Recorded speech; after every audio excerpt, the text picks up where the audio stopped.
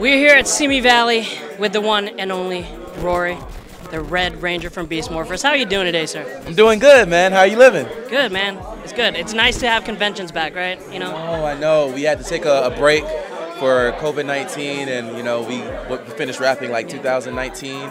So we didn't get the opportunity to experience you guys and meeting you guys and talking to you guys. So yes, happy that we're here. Where are you originally from? So I'm originally from Columbia, South Carolina. Okay. East Coast. Okay. Okay. How is it over there, like pandemic-wise? Oh, it slowed down.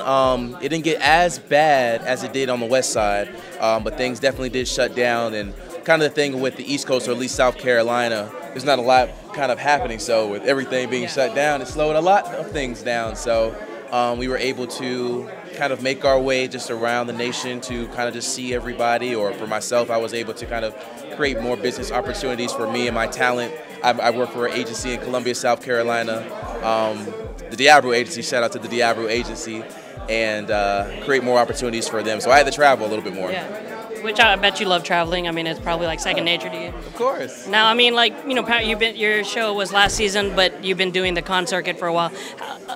What's like the most rewarding feeling that you get, meeting the fandom and, the fans that watch you on TV that you didn't get to do when you were in New Zealand? You get to really just be hands-on and really connect and see their faces. It's when you look into, a person's eyes and just see how much the show meant for them, and it's different for everybody. Everybody has their own experiences with it, even myself. But just to really just be able to look at them and hug them, and have people just say, "Oh, my life has changed because of Power Rangers," and it might not even been our season, but just to have been a part of a legacy that does that for other people around the world, it's a beautiful thing. So it's a blessing. I take it as a blessing. I mean, the show has been going for almost 3 decades now. I know, man. Isn't that crazy? Like before, getting the role, what was the feeling of? Was there a feeling of pressure as far as carrying on this legacy and trying to live up to the past Rangers? For sure.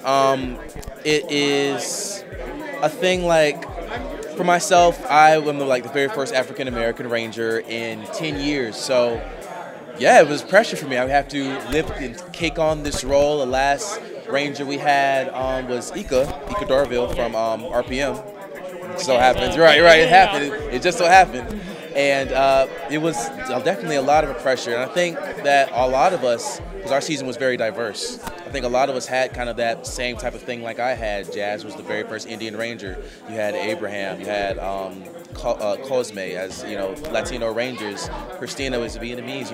It's one of those things we have to represent all of our cultures, and we did a phenomenal job. More phenomenal job.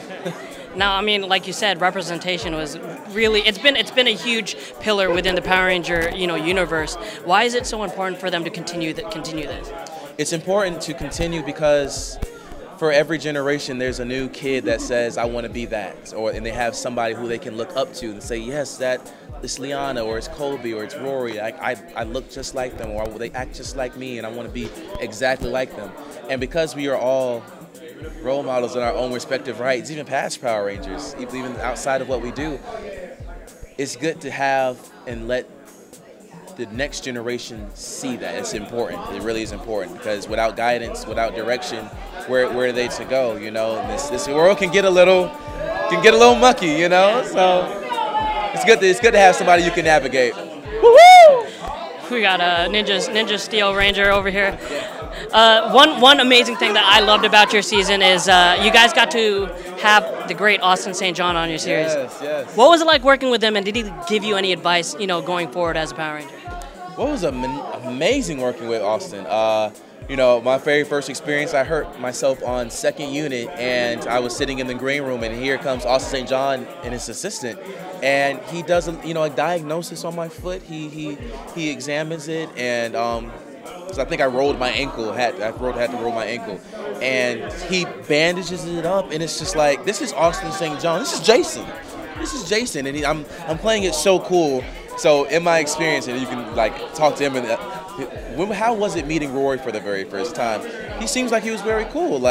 No, Rorrie was fangirling. Oh my God, it was Austin St. John. And then I got to work with him later on that day. Did he offer any advice? I'm sure he did. It was such a vibe just being around a guy like him, because he's definitely an alpha man, and he creates this aura like a lot of us do. Just has this aura about him that screams confidence, that screams, it makes you feel comfortable just being next to him. So I was entrapped in that, dude. Yeah. Now, your series has a strong tie to Power Rangers RPM. I'm assuming that you guys were told to watch it. Were there any other, Power Ranger series that you guys had to watch to help you, prepare for these roles, this Beast Morphers role? Well, actually, we weren't told to watch anything or study anything. We were kind of, honestly, we were just kind of go in there. Now, I will say me and Jazz did. Now, RPM was one of my favorite seasons, so I went back and watched for the audition process, Ninja Steel and Dino Charge, because they were just right above us. And then somehow, some way, I ended up getting into RPM and sticking with that. So we actually didn't even know our season even tied into RPM until we were shooting that particular episode. We're looking, and then Nate realizes that he created this. It was like the whole flashback of him creating or discovering Evox in the vial. And we're reading it in the table read, just like, dude, it's your fault. Blame Nate. It's Nate's fault. Abraham, it's your fault. Now, a little thing that we've done with the other cast members, we play a little Ranger quiz. It's not too bad. Jazz did pretty well. Yeah. So let's see how you fare. Now, Devin, what was Devin's last name on the show? Daniels. Easy one. Now, in Mighty Morphin Power Rangers, their henchmen were the Putties. What were your henchmen? I said Tronics. See, it's easy. Now, the fictional city that your story took place in. Coral Harbor. I'm not getting anything past you guys, man. I'm not getting anything past you. Okay, so including you, create a Super Power Ranger team with Rangers that weren't on your season. Oh, wow. Okay, great question. So definitely I'm going to add Brendan Mejia. I'm going to add Tyler in there. I'm going to add Walter. I'm going to add Walter, Zach, and I'm going to add, I'm going to add Catherine Sutherland and Nakia. I need both of them. And so how many is that? I got 2 and 2? Yeah, you got one more. One more. What's the color? Did I miss a color? You have a few red ones, so any color. Oh, I just read it. Okay, yeah. It's all Red Nation. It's Red Nation, guys. Yeah. One more. And my right-hand man, Jasmine. Oh, no, not for my season. Not for my season. Da-da-da-da-da. I'm such a diplomat. And William Schufelt. There you go. There you go. Brody. Yeah. Last question. Now, Power Rangers, Hasbro, and Power Rangers are going a new direction next season with a new show and an animated show. Would you be open to reprising a role voice-wise?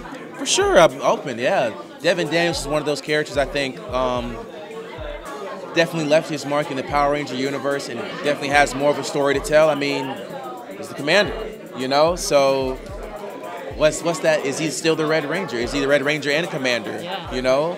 It's just curious to see what's the relationship like with his father now being with all this, everything happening going on. So, yeah, I would definitely love to reprise my role. I would love to do it animated, though. I would love to. Animated is the way to go, I think. The way to go. I want to sit in my room and be in my pajamas and be, it's Morphin time! Yeah. Yeah. Well, thank you so much, sir. It's a pleasure talking to you. Thank you for your time. Thank you, dude. What's it like?